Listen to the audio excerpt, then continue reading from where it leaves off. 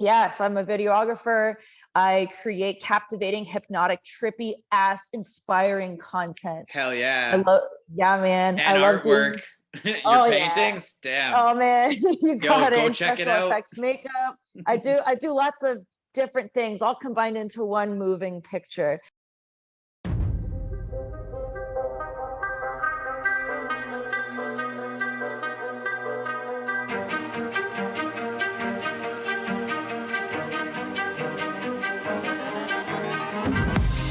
are you and why are you here?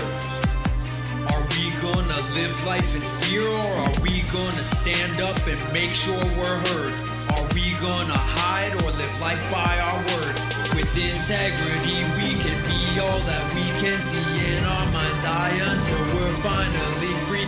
We can become whatever we choose once we know the choice lies within me and you. Now's the time to wake up. No time for playing small. With a painful history and an uncertain future, now is the time to evolve.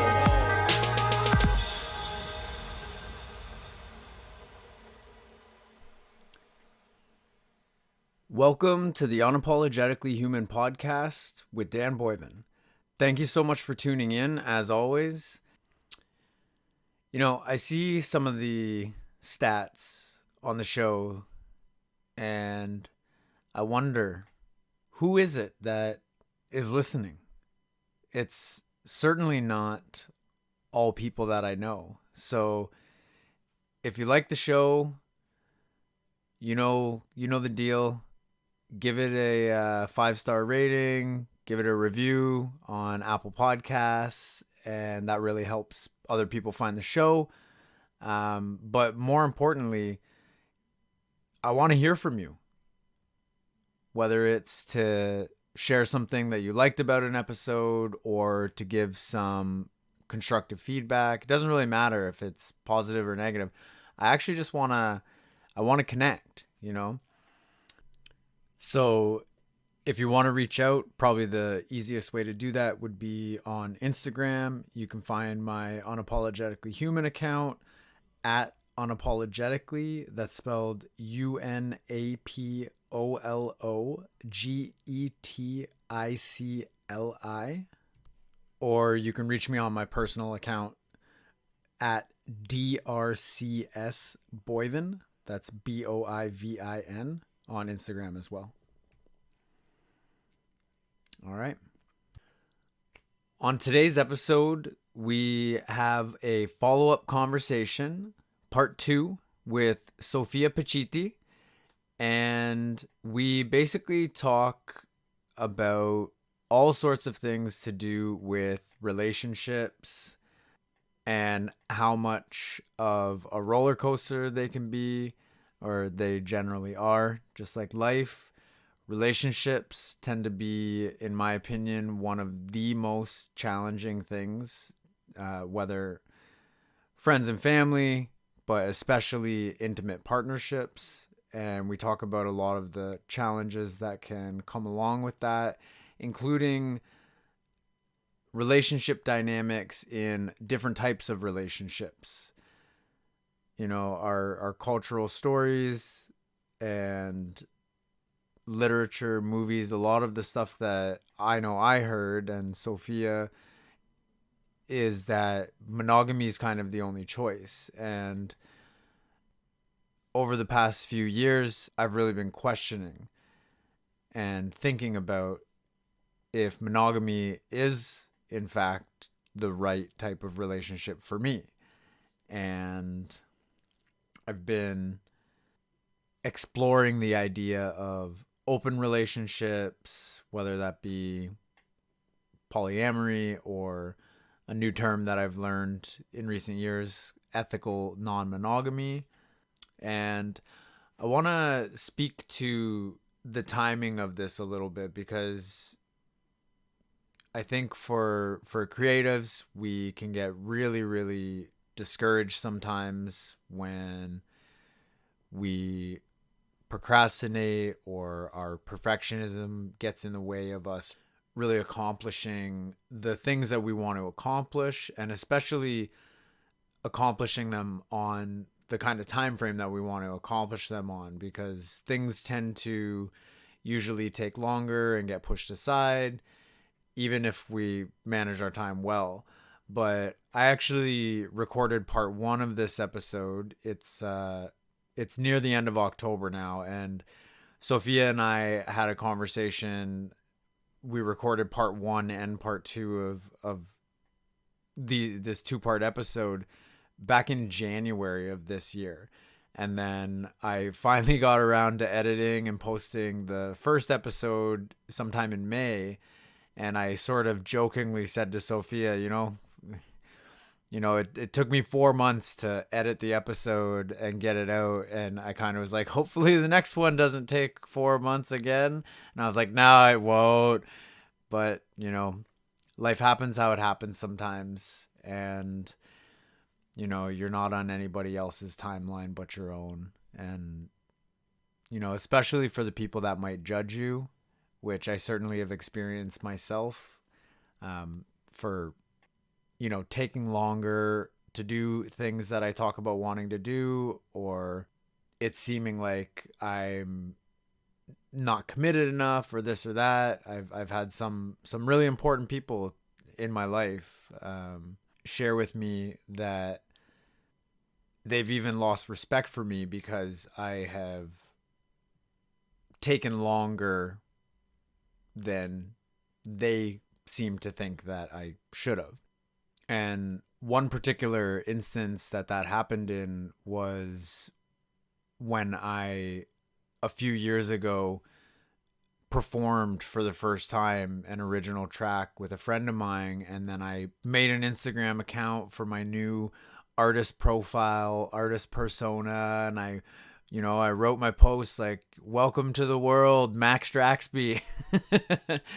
And then, like so many things, I make a push and I make some progress, and then I get distracted or life happens or whatever. And then I sort of like go back into my little cocoon, and then the people in my life don't hear from me for a while, and people just don't know what you've got going on, and you just gotta do what you can do, try your best, get back on the horse when you fall off, recommit when you have a breakdown in your commitment, recommit, and just know that no matter what happens or no matter what's going on, every time you do the things that are in line with the things that you want to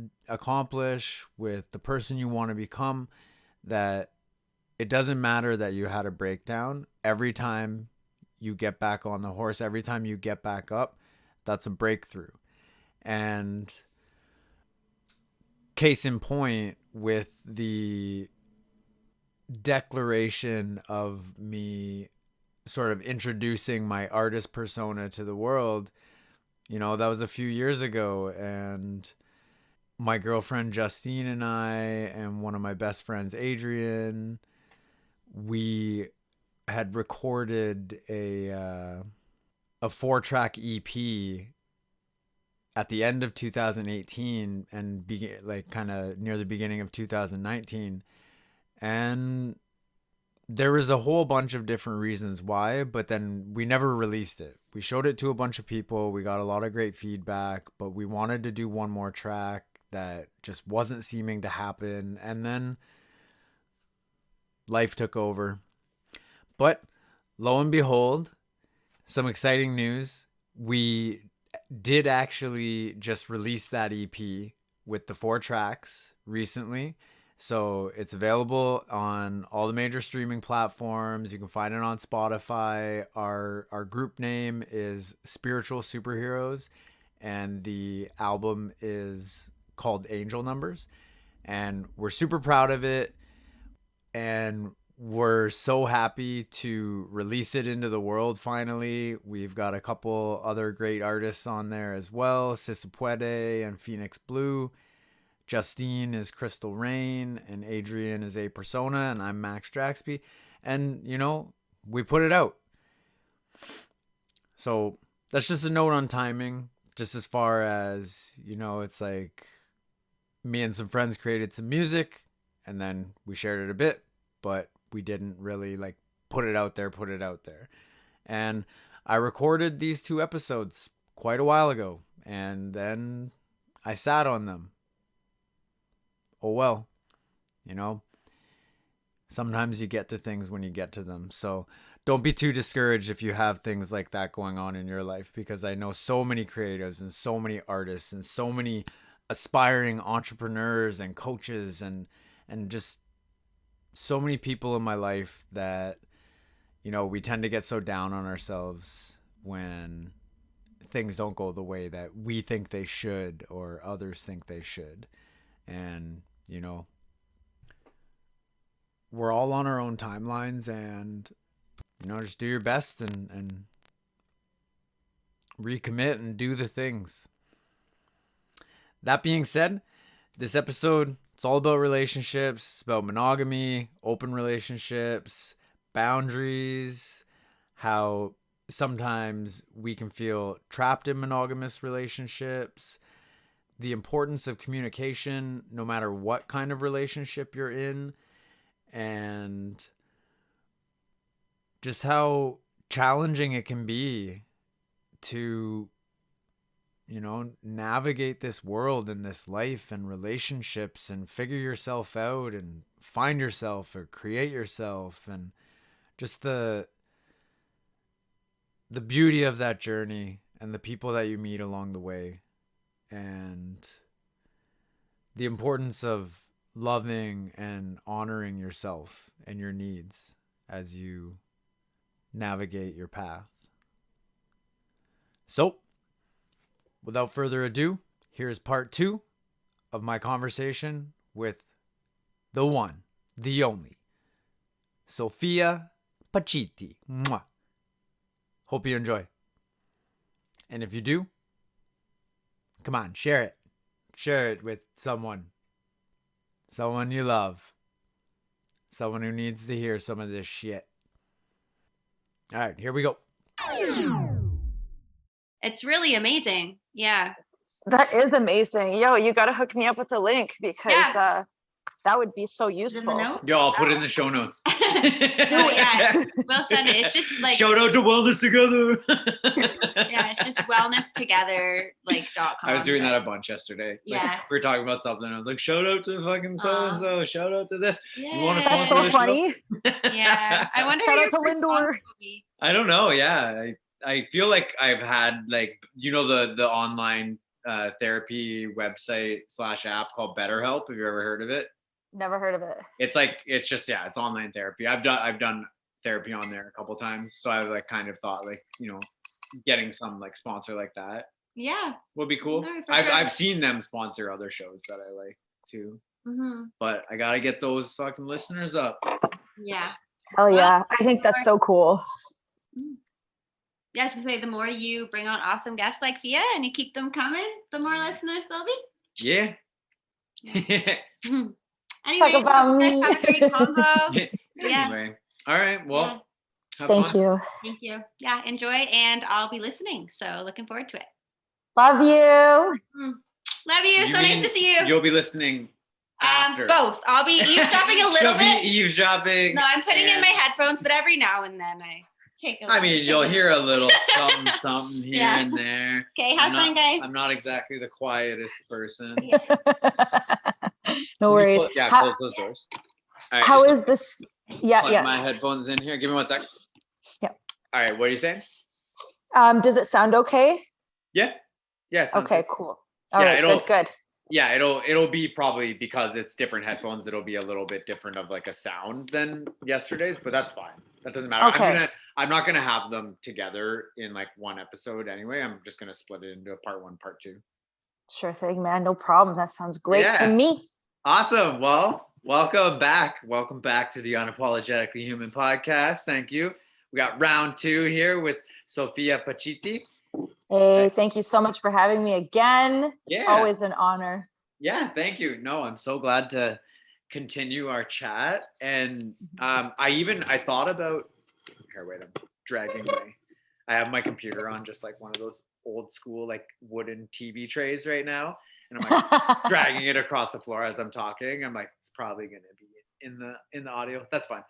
But yeah, I thought about even kind of like um, listening to the just like the last few minutes or last 5-10 minutes of the recording from yesterday to kind of see where we left off exactly and kind of pick up from there. But then yeah, today was a bit of a roller coaster. It is interesting though because it's in line with some of the stuff we were talking about. Like we were talking about obviously like I was telling a little bit about or like telling the story of like me having my own kind of inner spirit guide, higher self, all parts of self council meeting, deciding to propose to Justine and talking a bit about us thinking about and talking about and trying to navigate the possibility of not necessarily like polyamory but maybe or non-monogamy or ethical non-monogamy. So we can kind of like pick up there. And I guess like I could tell you a little bit about why today was a roller coaster. Yeah, But please do share. well, it's we're kind of in it right now, right? Like it's a roller coaster. I mean, life and relationships are quite the roller coaster in general, obviously. But we're having these conversations that we've been having since before we got together, and we've been having periodically, like since we've been together. But as we continue to have them, obviously, like thinking about relationships are hard enough as they are with one person, and finding the time to juggle and balance all of life's responsibilities and stuff, and deal with the things that come up in a relationship with one person, let alone trying to think about how would you navigate that with introducing another person in any way, shape, or form, and also thinking like what would that look like, what are the boundaries, what are sort of the rules of the game, so to speak, that we set up, because that matters so much. And like you were saying, like open, honest communication is just so important in Always. relationships. Yeah, it's like in relationships in general, but also if you're considering anything outside of monogamy. So we're we're really on the the open ocean, battling the waves that come along with trying to navigate this and stuff. So it's quite the interesting experience, to say the least. So I'm interested to hear more about like how did you ever kind of get into polyamory or non-monogamy, or what have your experiences been like with it? Well, like I mentioned in the last one, I had been in a lot of long-term relationships, being monogamous. Mm-hmm. And at one point it was even like serial dating, in that sense of like being in a relationship, committed for like a year or two, and then breaking up with them, finding someone else, getting infatuated, jumping into the next one without like any space in between, without enough space for me to even like explore myself and understand, like, figure out what I want, and after so long of doing that, it got to a point where I was like I noticed that pattern, and I'm like, I'm getting really sick of this, because I'm not even giving myself any space to be myself. Because when you are with somebody, they influence you a lot, you know what I mean? They influence, what you're like, how you like, your interests, and even sometimes like behavior as well. I don't know. Oh yeah. That's for me, not everybody, but like I know that I tend to change a lot. It's like you are who you hang out with, the top 5 people that you spend the most time with, or the most influence. Especially on you, right? your intimate partner. Like you take on their traits. You take on Yeah. some of them. And with your best friends that you spend the most time with, if you pay attention, you notice that you're like, oh, that's their thing. I'm doing their thing. I got that from them.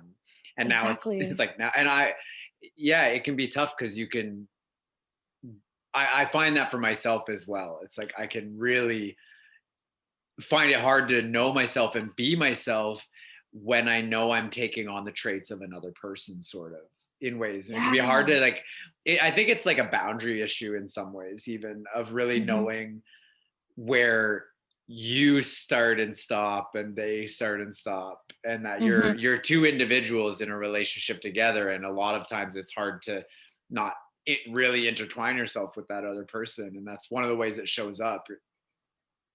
Yeah, big time, definitely. And sometimes you don't even notice it until the thick of it, and you kind of lose yourself in that too, right? So after just doing that, like just being with, and it's funny because these relationships would never hit, like they would get to just after 2 years the most, and then it wouldn't work out, and then would leave, and so and so. But yeah, it was a couple years ago when I was having that like reawakening of myself, and then leaving that relationship, that monogamous relationship I was in for just over 2 years.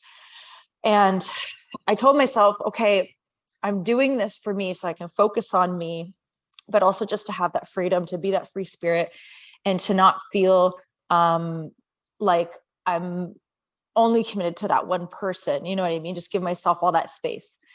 Because after a while in these relationships that obviously weren't in alignment because they didn't work out, I would feel trapped in that sense, because, things would just get stale or whatever. And then I'd feel trapped in that. And I think in my head, I'm like, fuck, what if this is the only person I'll ever be with for the rest of my life, and it would make me feel super anxious. And I would find myself in these monogamous relationships, I'd find myself thinking 5 steps ahead, like already thinking of like my escape plan, in a sense. I don't want to say escape plan, but I was already thinking of my way out. It's like it's almost like sounds to me like that experience for myself is like almost like noticing where I'm starting to almost like check out and almost find ways that like, how am I gonna like self-sabotage this? Because I feel trapped and I don't want to leave for many reasons, and I almost like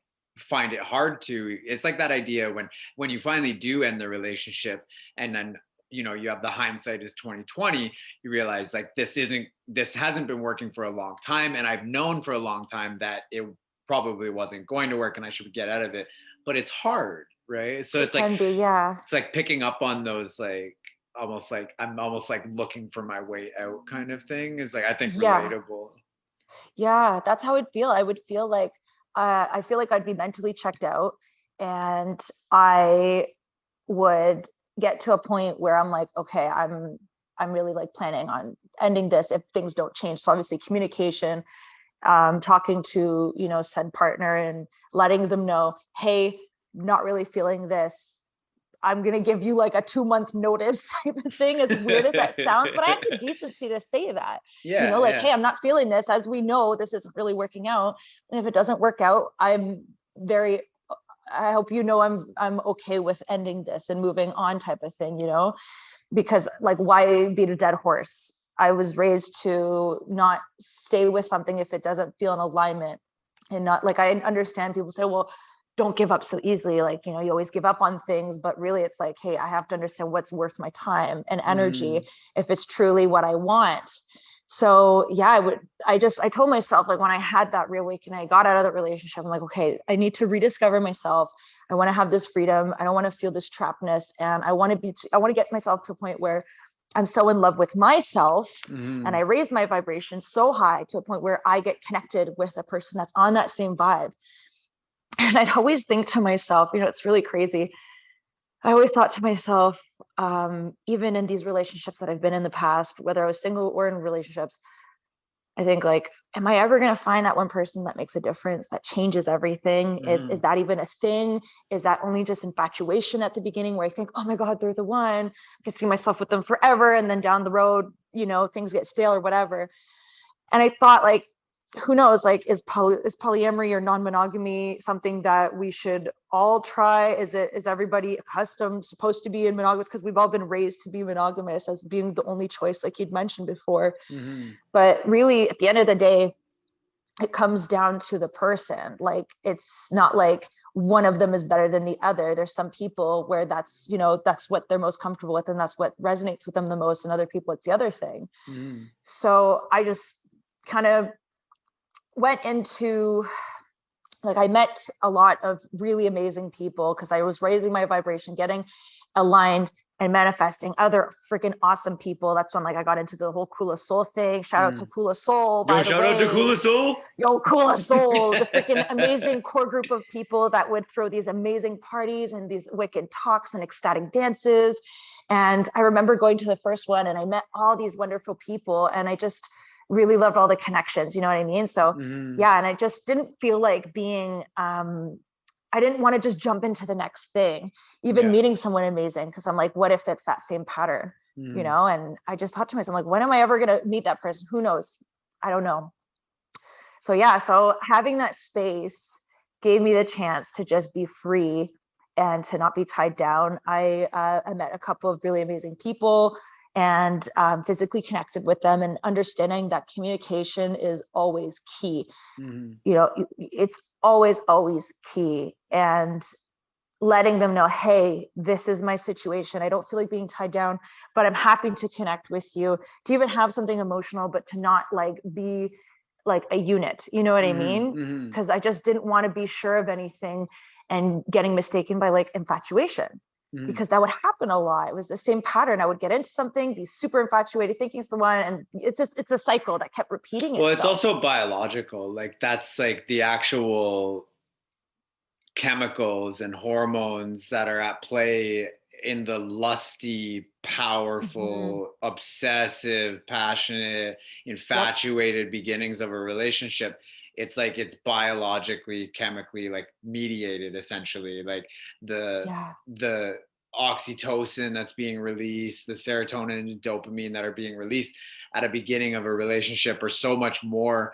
And just like we develop a dependency, or not a dependency, but a tolerance to drugs. If you do a lot of drugs, you get a tolerance. They don't work as much. You have to do more to get the same high. It's the same with the relationship, is that it's at about the year to a year and a half mark, like approximately, that like quote unquote honeymoon stage of the beginnings of a relationship really starts to taper off. And then you get into the sort of having to deal with that shift into the more kind of like mundane. You don't have that, you know, same powerful amount of like hormones and stuff that are being released, and that's when a lot of people do get flighty and think like, oh, I'm not feeling like I was before anymore, so it must mean that like this isn't working, or the relationship isn't working, or whatever, right? But yeah, it's so true. And that's really well said.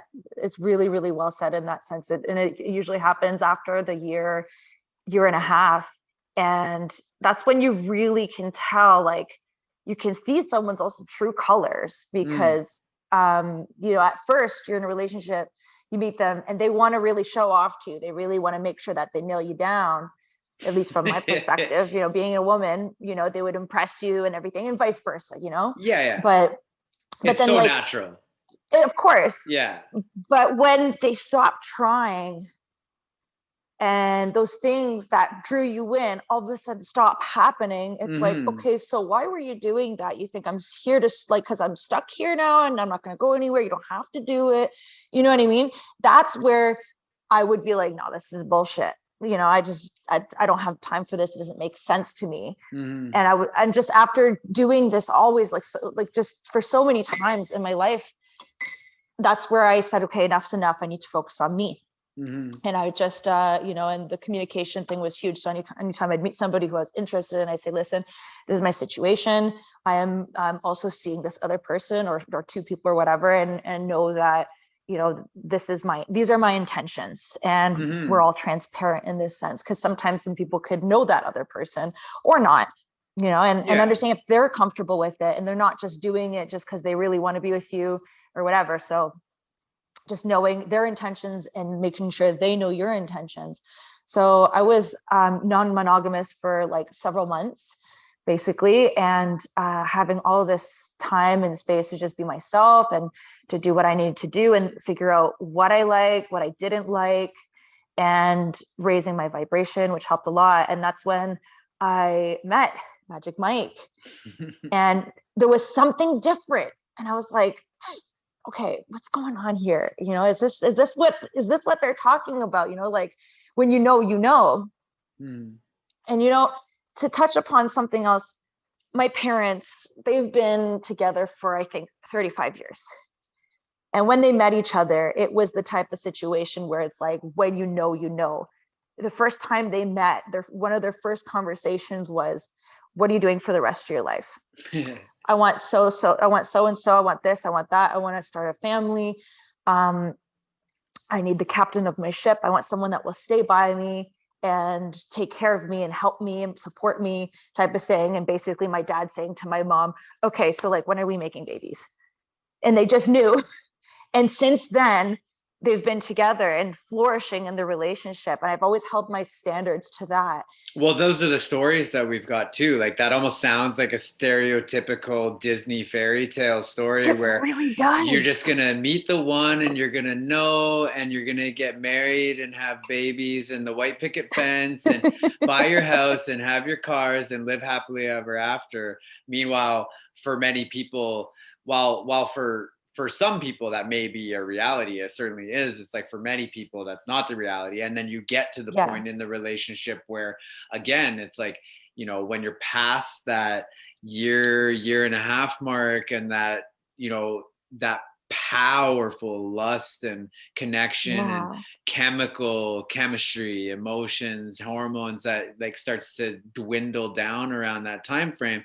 That's when, you know, like you were saying, maybe they stop doing certain things that they used to do. And it's because part of it is like, you know, we get used to the person, we get used to, you know, them being around. Sex tends to not be something that is like, there's not a lot of pursuit necessary in it, which can be like one of those things. Like communication is so important, is to be able to really talk about these things, because they can be so challenging.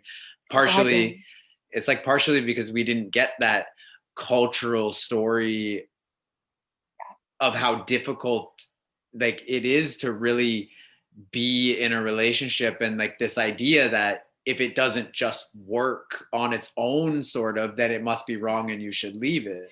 Right? And it always takes work, for sure. Mm-hmm.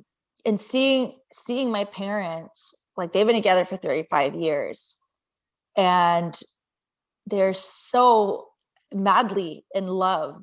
And I asked my mom about how this honeymoon phase is, because that's always something I'm always intrigued by in relationships. And, you know, you have your honeymoon phase where you're infatuated with each other, and then seeing it grow deeper, but also still having that excitement and how it's maintained. And, you know, I'd ask my parents, and like, how was that for you guys? My mom, I actually talked about this with her the other day. And she said that she'd always ask my dad every few years, like the first year, she said, I love you so much. You love me so much. Is this always going to feel this way? And he said, yes.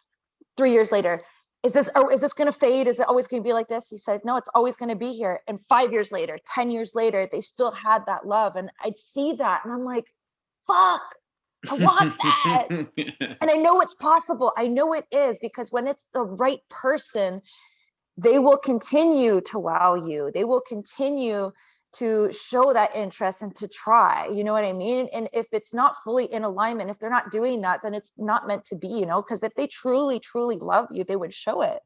And everybody has their different ways of showing it, obviously, you know, we have our love languages. But just seeing that, I always held that standard, because being in those other relationships, things would dwindle down. I'm like, okay, this doesn't feel right. You know, this doesn't feel like, my gut obviously would tell me, but I'm like, if this is already happening, then what does the future hold? You know, is it just going to keep dwindling down? Like, how does it come back? So I just figured, you know, it just doesn't feel right. It's not meant to be. And now in this relationship that I'm in, is like, we've been together, we're on our 3rd year now. And I was always scared at first, like, what if this fades? But let's see. And it never faded. It never faded. And now I actually get what my parents are going through, what they have. And it makes me feel so fulfilled to finally have that. I always wanted to have someone to come around and change that for me. you know, and that's the thing, when some people that experience, that go through non-monogamy or polyamory, that can change, and it's totally okay to switch back to be monogamous and vice versa. And there's no bad thing, and there's no better one than the other. They're just different. And it's just depending on whether it's the period of your life or the type of person you are in your lifestyle. So meeting that person and seeing where that goes. And obviously I was open with Mike when I met him. I said, hey, this is my lifestyle, this is how I am. I do obviously need to see how this goes, and know you know, your intentions and how we feel about each other, and just giving it some time. And it didn't take much longer until after. That's when that council meeting happened. Where, you know, I had that realization of, okay, this is real. And I just felt like in that moment, I'm like, I don't need anybody else. I don't feel that need. I don't feel like I'm trapped, you know. I just felt so fulfilled, and it's really such an amazing feeling to finally have that, because I've wanted that for so long, and to have somebody who still tries after so long, because usually it happens after the first year or year and a half, even up to 2, but it's just like, if it hasn't stopped at this point, you know, it's like, it's just, yeah. It's well, just a really good feeling. Yeah, and that's the thing too. It's like so many people talk about in relationships, and it doesn't matter what the relationship structure is, whether it's monogamous, polyamorous, non-monogamy, whatever it might be, you know, as time goes by, and relationships go through phases, right? It's like the first part of a relationship is a phase, and some of the cultural stories we have around finding the one and it just working and it being always magical and all that stuff is like so fucking unrealistic for like the way reality actually plays out for so many people, such that they when that magical first phase starts to fade into, you know, getting used to each other and having to shift, you literally, it's not just a, you know, mental thing, it's a chemically, hormonally driven biological phenomenon that is like underpinning the fading of the, you know, connection and emotions, or it can be in some ways, you know, and some people really just feel like, oh, it's not working, like the Disney movies, so on to the next one. And it's so interesting as I'm listening to you, just thinking about how different people are and how different people's experiences are. And well, one thing too, like you were saying about just like the importance of communication, and when you're whether you're in a monogamous relationship or any other type of relationship, and just if you are going to, you know, explore anything outside of monogamy, that, you know, what that looks like needs to be really like defined as well as can be, to go into the exploration for yourself or with a partner. And then, yeah, like there's no, you know, once you make an agreement or a commitment, it's not like it's set in stone. It's not like it's not meant to be this way forever. And, you know, it can change, and, you know, the communication has to keep up and whatnot. Right. Yeah. But, yeah, like, so what I'm hearing from you sort of is like, so you didn't like do like polyamory or non-monogamy for too long. You said you did it for several months, and then you found Magic Mike, and it didn't take too long after that for you to kind of like switch it back into okay, let's do the monogamous thing, right? It was like within that year. Yeah. Right. And so the experience that's happening with my partner and I, Justine, right now is that it's just interesting, the trajectory, sort of like, I was listening to have you ever heard of Aubrey Marcus or the Aubrey Marcus podcast? No, I've not. Aubrey Marcus is he's either the founder or one of the co-founders of On It, which is a supplement company, and he also started like a really popular podcast, and he's a super cool dude into psychedelics, very open about talking about them. And his ex-fiance now, a few years ago, they were together and they were in an open relationship, and they were also like very openly talking about it, doing podcasts about it, all sorts of stuff. And I was like listening to his podcast a lot around that time, and reading, like I had like his email newsletter and stuff like that, and they were talking about this like open relationship. And it's like I feel like for most of my life, like you're saying, it's like culturally and in our media, like Disney movies, other films, television, the stories that we get are this story of like finding the one and living happily ever after, and that's the only you know, ethical way to be in a relationship. Cheating is like you're the worst piece of fucking shit in the world, and blah blah blah. Yeah. But the thing with polyamory, or ethical non-monogamy is a term I've heard only recently, is that it's like we are all different, you know, shapes, sizes, colors, every different thing you could possibly think of, being humans. And like this one size monogamy fits all kind of thing is the only ethical way to be in a relationship, is like, for a lot of people it's just not the case. That's why, you know, there are other people out there, and with, you know, so many podcasts and the internet now, it's like we can hear these new conversations and these new possibilities of what people are doing. So it was like right around that time that Justine and my relationship started.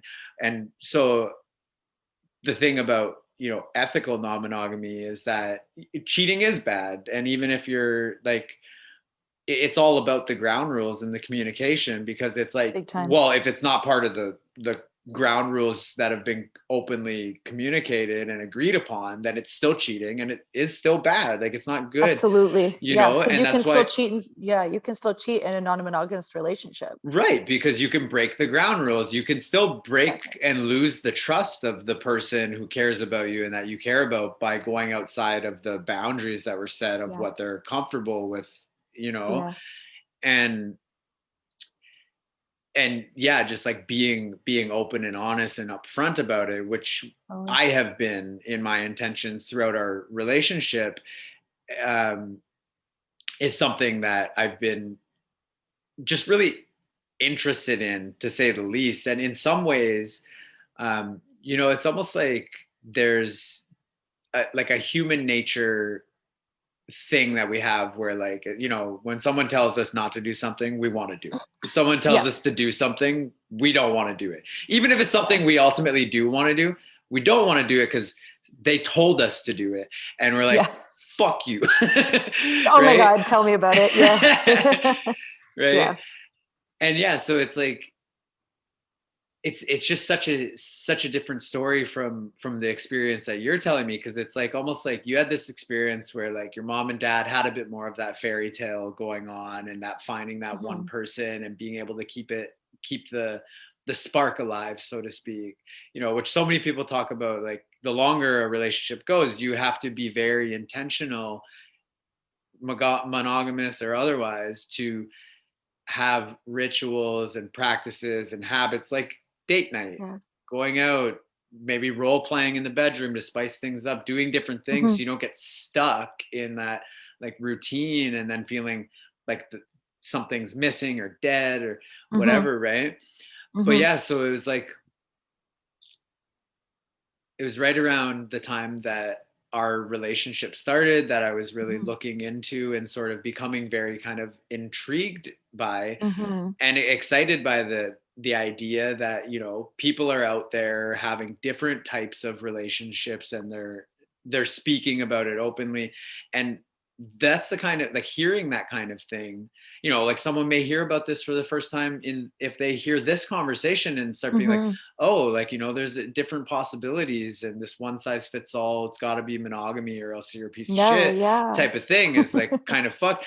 But it's interesting because, like, so I'm hearing it's like you were trying polyamory or non-monogamy, openly communicating that and communicating your intentions, sort of with the idea that, well, you know, you're just trying things on, different relationships, different people, seeing where it goes, seeing how it works, but not wanting to feel tied down. And then when you felt like you really had built this like really strong connection with Mike, that it didn't take too long to be like, okay, let's like switch back into monogamy, because like this is really working and feeling good and whatnot.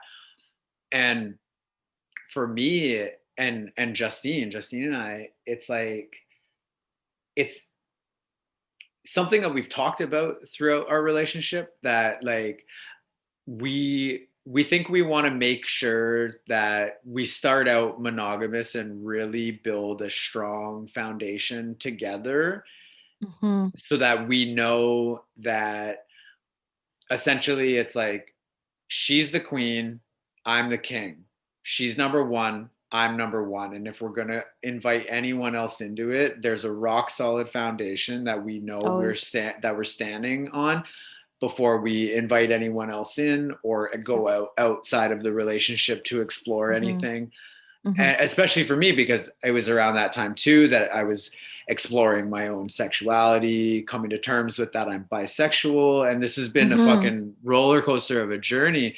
And that's part of what is driving the exploration of non-monogamy, is that it's like, well, I mean, we have that very like she's the one twin flame type of thing going on as well, that it feels so good and so right and so like perfect in so many ways. Not to say there aren't challenges Of course, outside, because there always will be.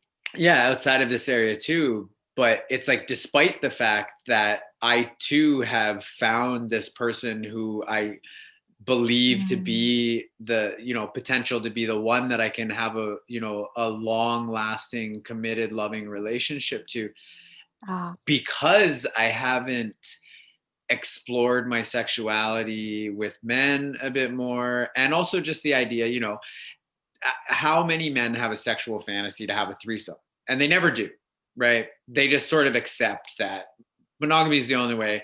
Their wife would never fucking go for it. They wouldn't even dare fucking try to speak to it, Mhm. because they don't want to, it's not worth it, or it's Yeah. just not, it's not realistic, or it's not practical, and they're not going to jeopardize their relationship in order to speak to that. But for me, I'm like, yeah, well, like, love you to bits, but also like I have other needs and desires that I want to explore. So it's almost like despite finding that person who it's like you're the one, and I even like, you know, there's many reasons why, but like I proposed to her, and we've even, you know, we're all animals, and you know, we do weird irrational things, Yep. and and even when they do make sense and stuff, and as we continue to explore this, we have kind of come to a space where it's like, you know, maybe it was premature to propose before we've really like gone through exploring this stuff and hammering it out. But you know, everything serves its place, and I'm glad that I asked, I'm glad that I proposed, and that she said yes, and that we're, you know, that too is a sign of our commitment to each other to continue to explore these other realms, right? Mhm. But yeah, it's just interesting just how different it is for all of us, you know. It's so different. That's the thing. That's the beauty of it, is that everybody is different in how they are and their lifestyles and their needs, right? And knowing there's no right, well, there's wrong ways to go about it, but there's like no wrong way to navigate how you feel, you know, like in the sense of someone wants to comes to a point in their life where they want to explore themselves. Mm. But as long as you're doing the right steps and communicating and understand that everyone's on the same page and making the decisions consciously, you know, like it's just everyone is totally different. And obviously in all these situations, there will be challenges, you know, in any type of relationship that you have, but it really comes down to communication, clear, concise, authentic communication, but also diplomatic honesty, Mm. and hearing that person Mm. and not letting those like the ego get in the way, or the really harsh like offended emotions and getting mad and stuff like that. It really takes a lot of maturity to Mm-hmm. be able to make things work. You know, you have communication is key for like fucking anything. It really is, for sure. Well, one of the things that has driven the interest and the desire to explore this conversation in this area is also, you know, Aubrey Marcus, when he's talking about his like ceremonies with ayahuasca and ibogaine, and just like some of them, you know, feeling like he's dying, and just the most intense psychedelic experiences you could possibly think. Like he did ibogaine, and it's like he's like, I was high for fucking 24 hours straight, Yeah. like Oh, type yeah. of thing. And it's like he's talking about that kind of stuff, but then also saying that, you know, using that as like a tool for personal growth and whatnot. The journey of exploring like an open relationship with his previous partner was like way more of like a challenging personal growth and like test of your own like limits and boundaries, and just your own growth, right? And that's part of the driver too, is that like, you know, recognizing that we have these, you know, different beliefs, some limiting, and also lots of like different fears and insecurities and all sorts of stuff, that it's like, this is an avenue to really like find those spots where, you know, maybe you need some acceptance or some healing, or there's shit there to process. And that, you know, that's part of the driver, I guess, for me, is that it's like, well, you know, I just don't buy it. Like this idea that monogamy equals being an ethical human being, and not isn't. And the thing too, part of it is I have cheated on girlfriends in the past, and I don't want to, you know, that idea like once a cheater always a cheater type of thing. Oh God, that's bullshit. I was always kind of like, it's so fucking stupid. It's very stupid. But it's also like, you know, there are reasons why people cheat, and usually it's because needs aren't being met in the relationship. And you know, you hear people like, I don't know if have you ever heard of Esther Perel? No, I haven't. Damn, I live under a rock. So no, well, I mean, fuck, there's like a million people you could ask me if I've heard of, and I'd be like, nope, and vice versa. But she's like a world-renowned best-selling author and like sex therapist, relationship therapist. And just like, she talks about how, like, you know, we used to all live in tribes, and we used to have a village, right, where everybody helped raise the kids and fulfill all sorts of different needs that we have as human beings from a village. And now we sort of, if not totally, and largely because of this cultural stories that we've grown up with. Yo, shout out to Disney. Fuck you, Disney. No, fuck you, Disney. It's like, absolutely. it's like she talks about how like we expect one person to fulfill all of our fucking needs now, needs that a whole village of people used to fulfill in different ways. And some of which it's like we expect too much of one person, and then put really unreasonable explanations on, oh, well, it's like, well, they're not fulfilling every one of my needs, so like there's a problem with them, or there's a problem with the relationship, or this or that. And it's like, or maybe you can just like get some of your needs met by another person, and as long as there's like ground rules and open, honest communication, then like, what's the fucking problem? It's like, well, there's not, but there is when you've grown up your whole life getting fed like some story that's like weird or gross or unethical or immoral or whatever it might be, right? And absolutely. the other thing too, like I listened to I think it might have been like a TED Radio Hour podcast, or like a Star Talk Radio podcast with Neil deGrasse Tyson. And there was this like dude on who's like an expert in human sexuality, and he's really researched sort of human sexuality back evolutionarily and stuff. And something that's always stuck with me in this realm, and in this wanting to sort of explore, or just that it's like it's something that spoke to me, like this stuff speaks to me, as in like, yeah, like that makes sense to me. I want to learn more, I want to explore. And he used to talk about how, like, you know, like human beings historically were very promiscuous, like even when like we would have had still a family unit, like the mother and the father would take care of the child, but we were still like, you know, this is like when we probably were more ape still than human, but you know, there's a long time frame of living very different ways as you know, animals and as Mm-hmm. primal human beings. And it's like, even when we had a sort of like family unit where it's like you got mom, dad, and kid, and mom and dad take care of the kid, but mom and dad also have some close friends, and they might have sexual relationships outside of their like primary relationship Mm-hmm. kind of thing. And Mm-hmm. it's like something inside me is just kind of like, yeah, like that sounds like something that makes sense to Mm-hmm. possibly Mm-hmm. find a way to talk about and maybe explore, but at the very least talk about, Mm-hmm. you know? Mm-hmm. Absolutely, for sure.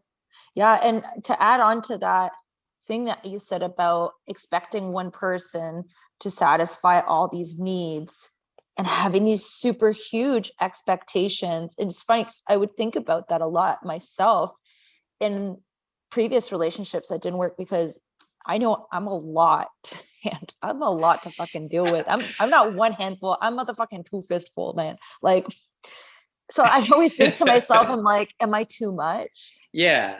You know, and thinking, well, why should I rely on one person to always to fulfill all of these things? And at one point I thought, like, is that even a thing? Can we find somebody who can? Is that not even a thing? Is it, will there never be somebody who can, you know, handle one person's needs, but also has a lot to do with expectations on people as well, and to be realistic, Yeah. you know? And that's what really drove me out of that into being open and non-monogamous, and thinking, okay, I have these needs, I don't need to have one person meet all of them. But it's totally okay when you do meet somebody, because there are people that meet someone who can and who are willing and want to fulfill those needs, instead of someone who feels like they need to fulfill those needs. You know what I mean? And it all comes down also to the love languages too, because some people can be huge on affection and physical touch, and meanwhile the person that they are with, that's not their love language, and they feel like they have to do that. And for them to expect that person to do all of that is unfair, because they could be giving their all, which could be this much to you, and then your all in that department could be so much higher, you know, but really they're trying their hardest, but it just doesn't match up. And that love language thing is huge with, sorry, my phone is being weird. That's okay. Finding someone with the same love languages helps a lot with that. Yeah, just to add to that one part with the needs, but knowing that, like, yes, one person doesn't have to, but sometimes you do come across somebody who wants to and who does a really great job at it, but it also has to do with having the realistic expectations. Well, and it's And also like compatibility, you know, it's like yes, compatibility in so many different areas. Like the more areas you are genuinely compatible with, the easier it sort of is to feel like you're in that so like much, yeah. amazing relationship where the, you know, the feelings that you had in the beginning don't feel like they die out so easily or quickly. Mm-hmm. But yeah, it's interesting. Like there's a documentary, I think it's just called Human, and I think it's by this guy. His name's like Jan Arthur like Bertrand or something like that. He did this amazing documentary called Home, and he's like he does this like amazing aerial photography of like nature landscape, super amazing. And Home obviously is like, it's like 10 years old now, but talking about, you know, humanity's impacts on the earth and stuff like that. But yeah, there's this, really recommend it. Even I think I watched it like not too long ago. What's his name again? I'll have to look it up. It's like Jan Arthur Bertrand or something like that. The documentary is called Home.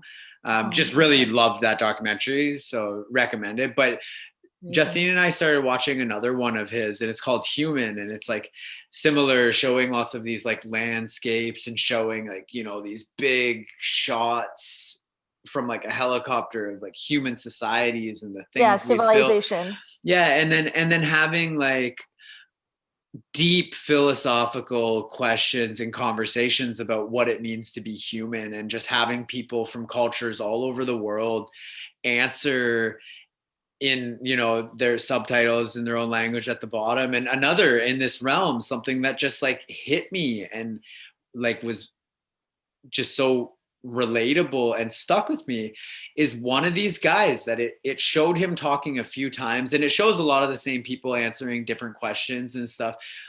And I don't remember what the question was, but I remember his answer, and it was that he is in a relationship with 3 different women. And part of the reason for that is that they all connect with a very different part of himself.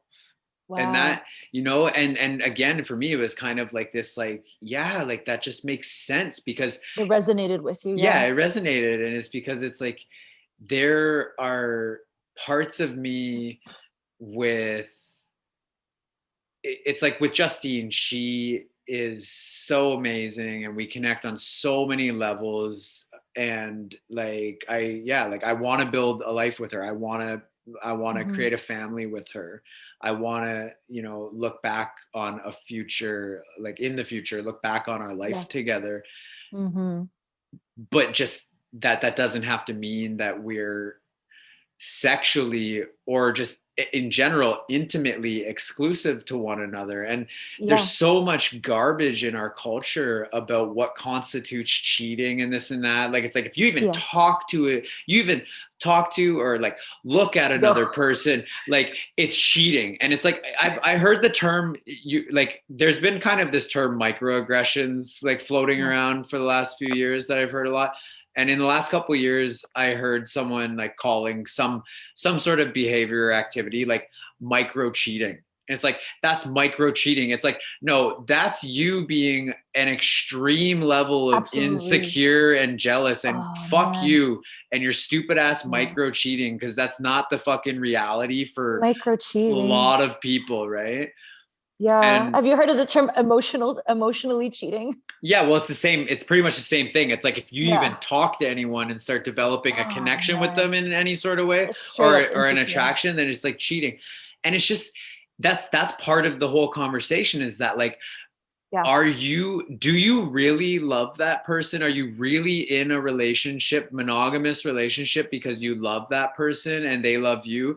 Or how much of it is that the truth? Because it certainly is in a lot of cases, but how much of it is that actually you're playing out your insecurities through that relationship and your jealousy as well, and you're actually holding that person hostage in a lot of ways. It sounds like a control issue. Huge control. So that was one of the things that Justine and I talked about early on, was that it's like, I don't want to live my life and be in a relationship necessarily where I feel like and to be clear, in the conversation of what could non-monogamy or polyamory look like, in that conversation, the ground rules are so important, because the difference between, like, if you meet someone, really genuinely, authentically develop a relationship with somebody that then turns into some attraction that you want to explore, it's like, well, the question is like, am I allowed to explore that? And is the permission that's being given or revoked, is that my own, or is it my partner's? And then am I like feeling like a bird trapped in a cage or trapped in this relationship, right? Versus like, it's a totally different thing to explore some genuine connection with another human being that's developed that you want to explore. And it's like, do I have the permission to do so? Is a lot different than, you're going to the club trying to pick up some fucking stranger every week having a one night stand. Like, those are just not the same thing, even remotely at all. Right. And so there's been like a big sense of like just not wanting to feel sort of like trapped or caged or what have you. Right. Life is really, truly fascinating, eh? This stimulation, man, I'm telling you, it's getting fucking wild. It's getting fucking crazy up in here, man. Shit is too crazy, seriously. Yeah. But, primitively speaking, with the whole tribe aspect of things, that's how things were a while ago, and that was very normal. and the cultural conditioning, the societal conditioning of things, of making this one thing only the only way, and if you're not monogamous, then it being like, you know, you're disgusting and all of that. It's sad because a lot of people are very close-minded to the fact that things are changing, and some people prefer different lifestyles, and it's okay to change your mind at any time, whether it's this way or that way.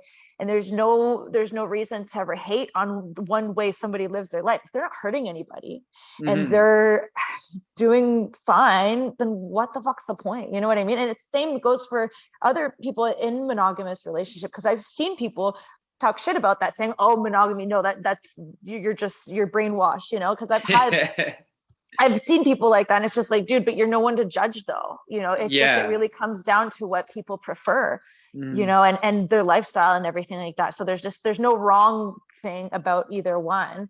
It just comes down to what you like and what you prefer and what your lifestyle is like, and exploration too. Because some people, like yourself, coming into this new chapter of your life and discovering your sexuality and exploring that, it makes sense that, you know, to want to explore that and to really figure out yourself more. And I think that's amazing. And the fact that you have that space to do that in a relationship, having such an understanding and mature partner, because it does take a lot of maturity and understanding and forward thinking, you know what I mean? It's really a blessing to have that, because sometimes some people, they don't understand, and that's okay. But also it requires that open-mindedness for people that need it, right? Yeah, for sure.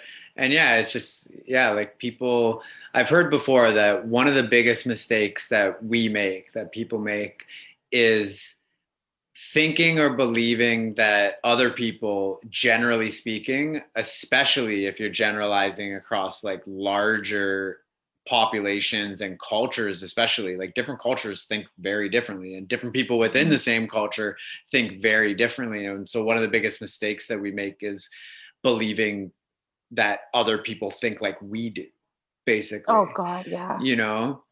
And yeah, it's just like, I think something I was getting at with kind of telling the story of, like, you know, that guy that said he's dating 3 different women. And I would almost, because of the cultural conditioning, I would almost assume that he's doing that behind their backs because it's not acceptable. Right. But he very well could.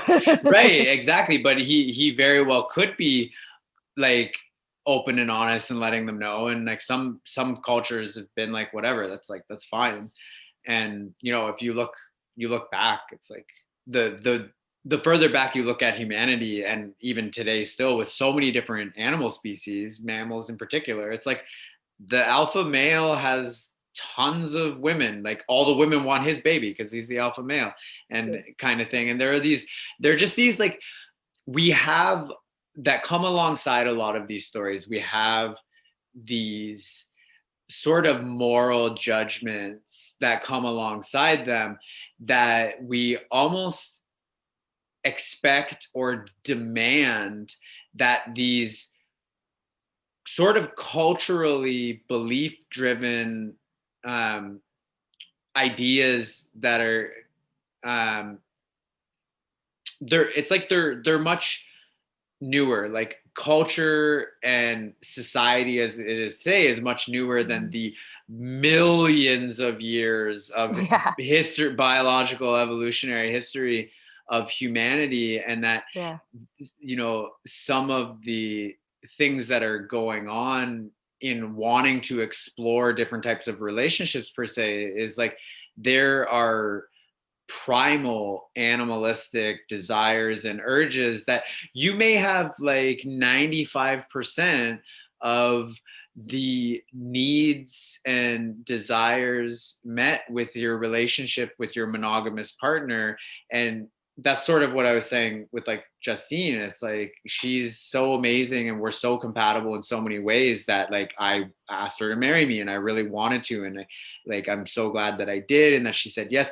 And, you know, life is messy and we don't choose how things happen or when they happen. And in so many cases, and, you know, now it's like we find ourselves in this space where we're trying to navigate this confusing, challenging thing because of like where we're starting from with like all these cultural stories. Mhm. But that it's like, you know, just like with this guy, it's like he says that these three women sort of connect with and fulfill the needs of very different parts of himself. And for me, Mhm. it's like that just resonates because it's like, you know, I've been in previous relationships where they, you know, the person that I've been with may be fulfilling a desire or a part of me that this relationship isn't. So it's not really that like Mhm.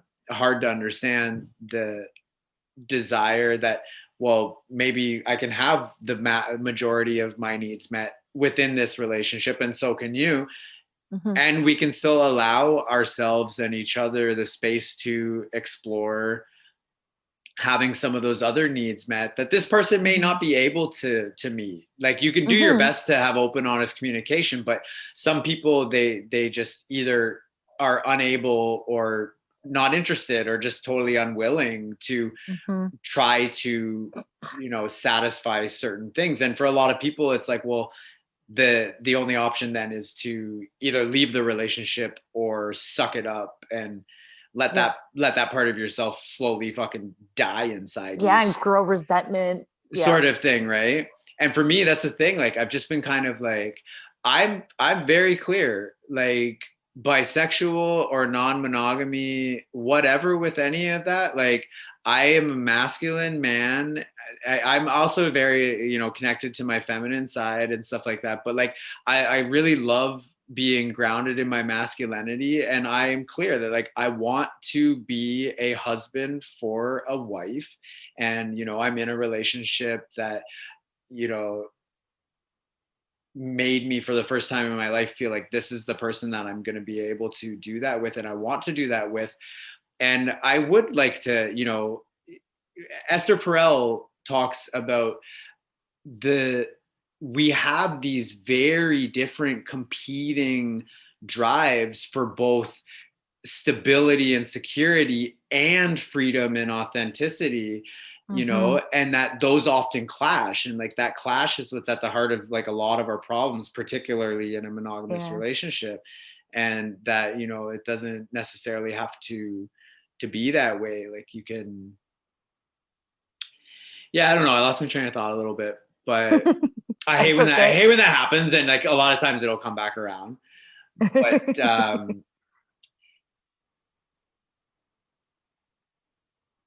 yeah, I don't know. Like it's just at the very least, in some ways, Justine and I talk about where it's like, you know, this could lie very much more in the realm of fantasy. You know, that it's like, you know, many guys might have a fantasy to have a threesome, and many will just accept that that's like not going to ever happen, and their wife would Right. never allow it, and it would Mhm. just be too complicated, right? It's Yeah. just the practical application of actually trying to navigate that is like Yeah. not worth not worth it, you know. Yeah. And for me it's like this question of like, yeah, but I don't want to look back on my life knowing that I've had this desire for what, Yes. 10, 20, 30, 40, 50 or plus years that I Of didn't course. that I didn't explore. And then it Mhm. becomes like, you know, in some way like a regret of some sort. And like, Yeah. why didn't I explore it? Did I not explore it because I was afraid? Did I not explore it because I wasn't allowed to? Yeah. And I'm the type of person that I'm just like, well, I'm gonna at the very least have the conversation, right? And one Of thing that I thought course. about too, that's like just like been such a prominent sort of like explanation for me as like a fuck no when it comes to monogamy, is just the glaring like insecurities and jealousies that people have. And it typically like it stereotypically is portrayed as an issue that the woman has. If she's really insecure or jealous, then like the husband better not catch him looking at another woman, or else she's gonna go fucking ballistic. Oh Like my God. like that kind of shit is like, I'm just like, man, like, and I have friends that, and just hearing like conversations of people that like, they could be like walking around the mall or walking around downtown, and both of them can be just like checking out other people and being like, yeah, like they're attractive. Oh, maybe like, Mhm. what would you want to do to them or whatever. But the real sort of kind of like pull towards that is the openness and the authenticity. It's like, yo, humans are sexy. There's so many fucking hot people out there. It doesn't matter how good your fucking person a match is for you or how attracted they are. Like, you're human. You're like, you have so many urges that are like just Oh yeah. biologically driven, Mhm. that when you see another person you're attracted to, it doesn't mean you have to have like free reign to go do whatever you want whenever you want. Mhm. But at the very least, like, be able to like have like the conversation without it sparking such a like just unreasonable insecurities and jealousies that the person Mhm. then projects onto the other person's behavior and whatnot. And that I think is like part of it, because it's like, does this lie in the realm of fantasy where, you know, it's nice to talk about, it sounds nice in theory, but if we were to actually try to practice it, the practical or the, you know, unpracticality of it may, you know, change it. But it's like, it's in the exploration of the conversation and the possibilities is kind of this like space that I'm in with this conversation. Mhm.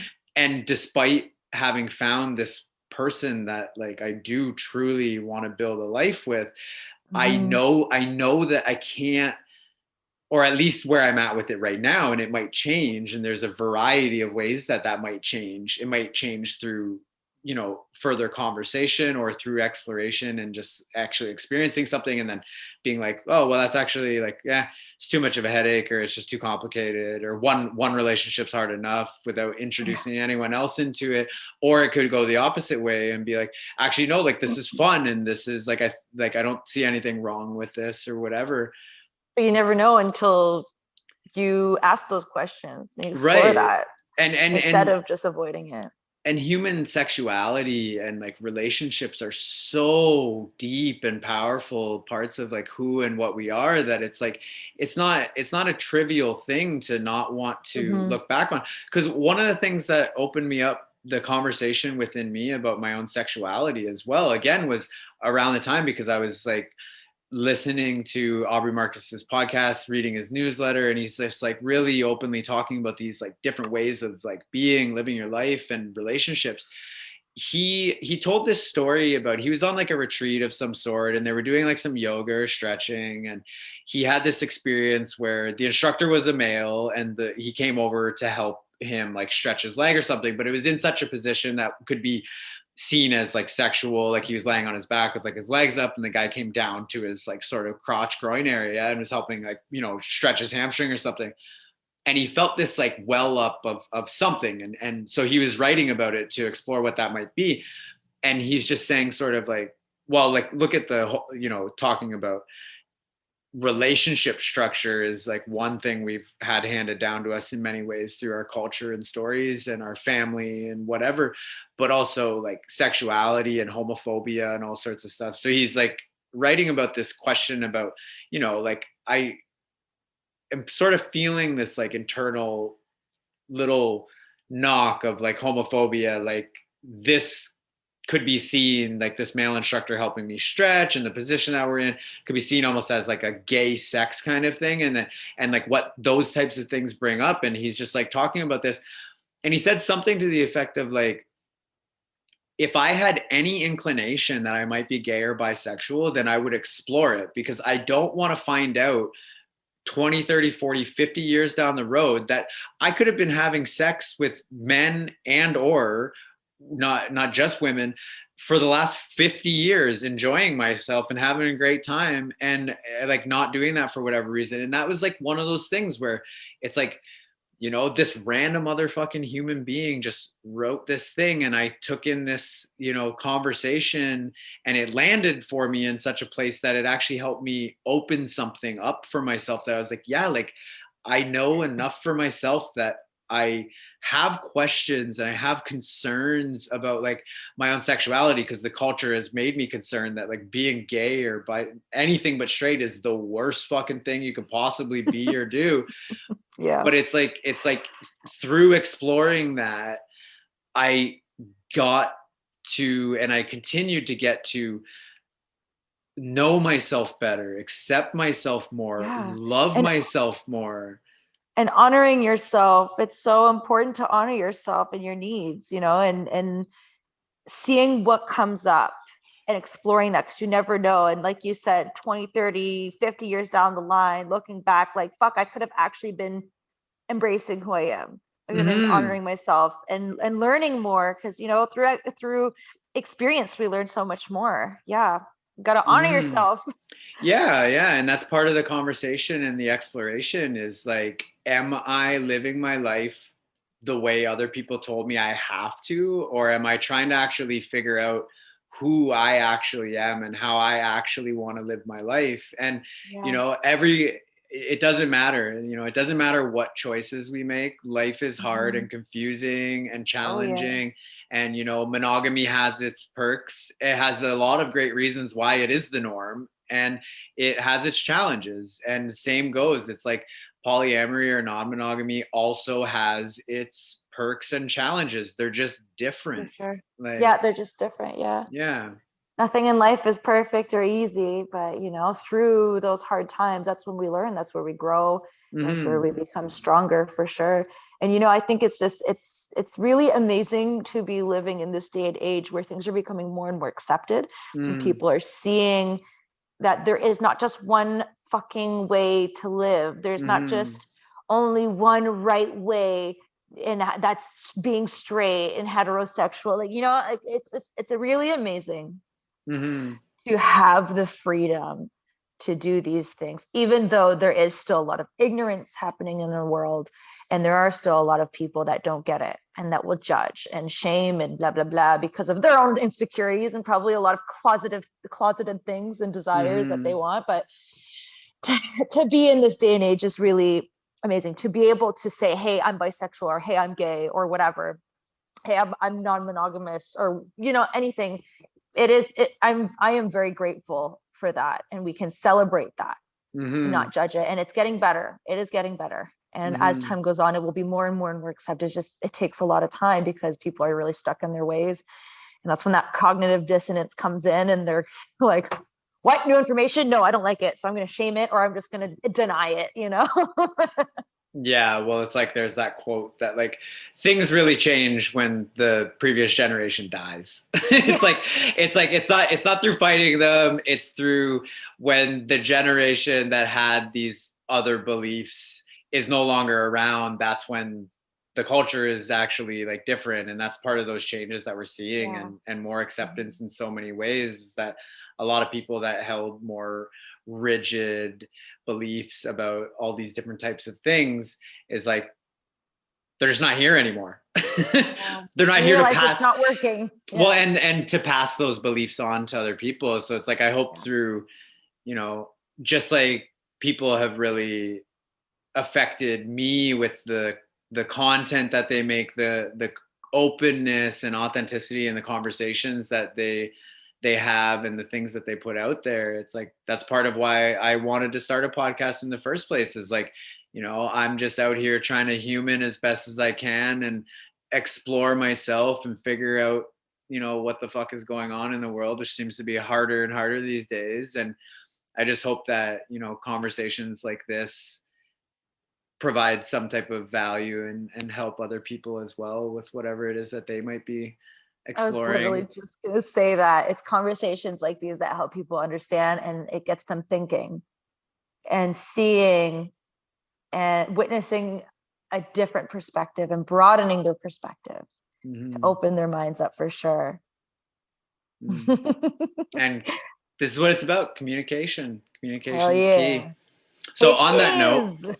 on that note, I think we'll wrap up, but I just want to say I'm so glad that we got to connect. And, you know, it's like this happened because you put yourself out there. You made a declaration and you shared yourself and what you're up to, what you're working on. And Mm. I love, I've really been exploring like what that looks like for myself and what I want to do and who I want to be in the last few years. I met so many amazing people. And so when I see people out there, you know, doing their thing, I want to like be like, yo, let's fucking talk about it. What's up? Fuck yeah. And so glad that you were able to come on and for us to connect. Very grateful. And Justine also said she's always like really loved you since like she first met you. So she's like, she's like, I'm so into this that you two are connecting and like Fuck yeah. Oh, I love her. Oh, thank you.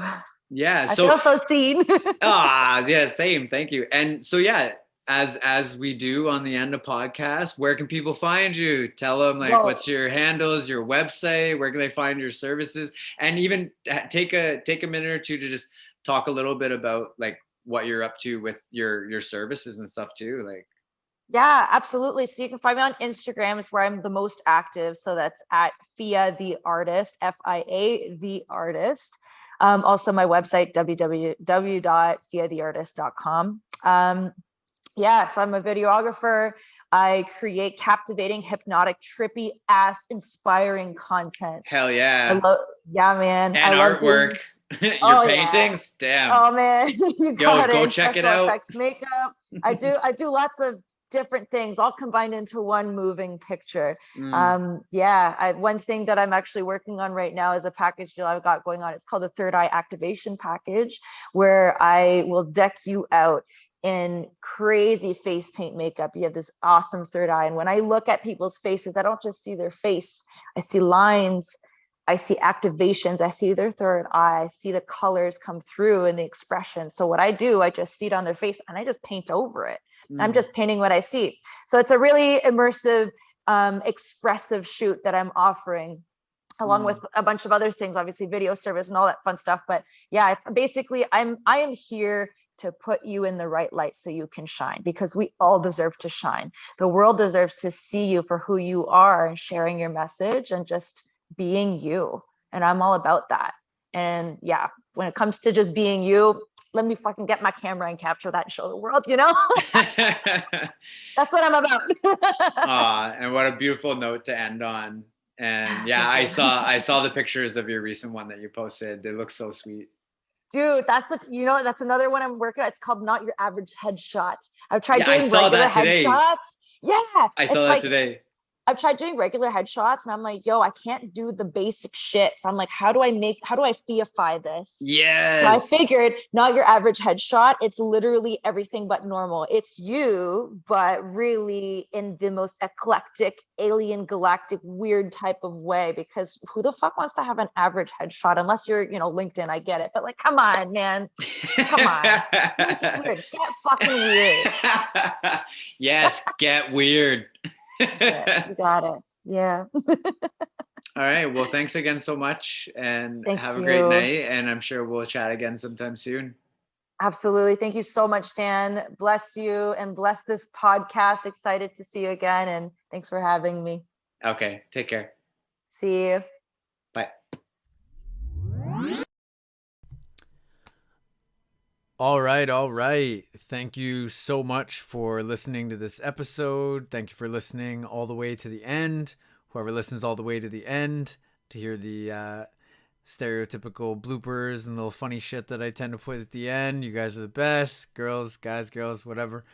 I just want to speak to something before we get to that. Now, after Sofia and I finished up this call, she actually reached out to me maybe an hour or two later or something, and she expressed some concern that she felt like she wasn't really authentic, or she didn't really explain the truth of some of her experience with trying open relationship or polyamory in some way. She felt like she only spoke to the positive aspects, and there was a experience in particular that she had with one individual where he became incredibly jealous and manipulative and actually very abusive to her. He didn't like, he was trying to kind of lock her down for himself, and this guy was essentially a fucking psycho. She told me, we ended up jumping back on another call. I was concerned with what she was saying she was sort of feeling afterward, and she explained this really, really horrific scenario that happened with this, essentially a psychopath or a sociopath of some sort.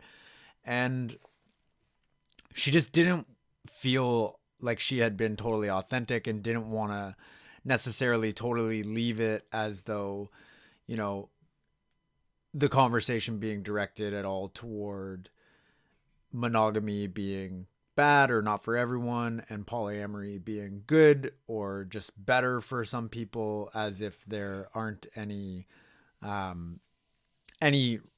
drawbacks or challenges or anything like that. But this experience that she had with this individual that was incredibly traumatic really for her, and abusive and manipulative and really quite scary, it's not necessarily indicative of any particular type of relationship. It doesn't really matter if it's monogamy or polyamory or some type of open relationship.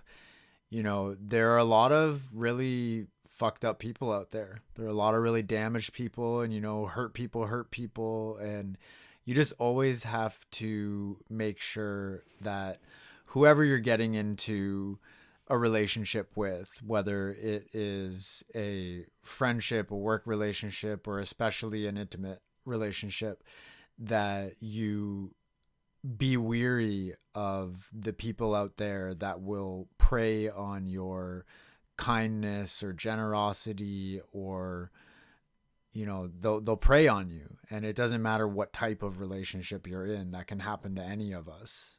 And yeah, you just got to be aware that there are people out there that, you know, they've probably been, in many cases, had really terrible experiences themselves and really terrible things done to them to make them the way that they are. But there are people out there who are really damaged, manipulative, and will seek to intimidate you and control you or harm you. And you just always need to be aware and do what you can to notice the signs when you're engaging with someone like that. Have people hopefully in your life that you can speak with if there's anything like that going on. And if it gets really to a point of danger, then you need to do everything you can to get yourself out of those types of situations. You know, if you need to get the cops involved or what have you, just do whatever you can, no matter what types of relationships you're getting involved in, to make sure that you are safe and you are interacting with somebody who genuinely has your wellness and your best interests in mind, and not their own selfish insanity. So on that note, until next time, peace out, motherfuckers.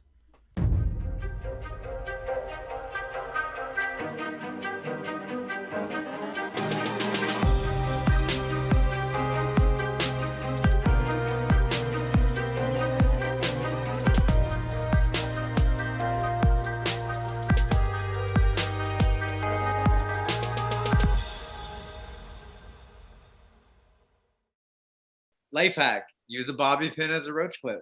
If you don't have a roach clip, use a bobby pin. Brilliant. It I was works. saying to her, I should start recording right away, because there might be like some little tidbit I'll put in the bloopers. Yeah. And Do you mind if I take a really quick bathroom break? No, of course not. Of course not. And we can maybe, well, go take a break and then come back, and we'll chat about sort of a timeline to wrap it up. Yeah, no problem. Thank you. I'll be right back. Okay.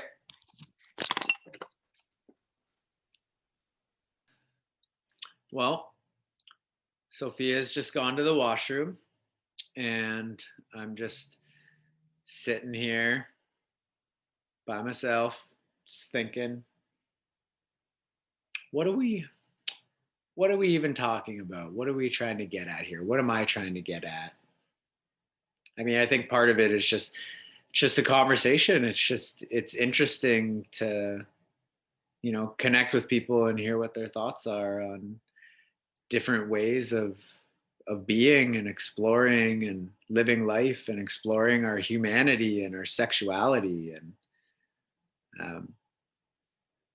yeah, I don't know. I think I hear her coming back. Okay. Hola. Oh, hold on, my headphone came out. Installation. Fuck, sorry, 1 second. I'm having a time putting my headphone back in here. Yeah, it's the astrological constellations. Fuck yeah.